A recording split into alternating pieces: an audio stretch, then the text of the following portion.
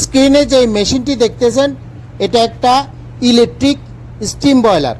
এটার capacity 36,000 watt. এটা অত্যাধুনিক একটা স্টিম বয়লার দেখতেছেন, এলসিডি সিস্টেমের, খুবই ক্ষমতাধর এবং কার্যকর। যাই হোক, আমি এখন ভিতরে আপনাদেরকে দেখানোর চেষ্টা করব এটার হিটার সাইডটা। দেখুন, 18,000 ওয়াট, 3টা হিটার, 2টা প্লান্স, 36,000 ওয়াটের এই বয়লারটা।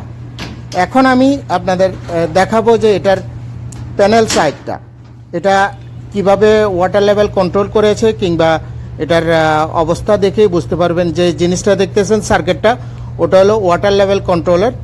এখানে 2টা ম্যাগনেটিক কন্ট্যাক্টর লাগানো হয়েছে। ওয়াটার পাম্পটা খুব স্পেশাল একটা ওয়াটার পাম্প ব্যবহার করা হয়েছে।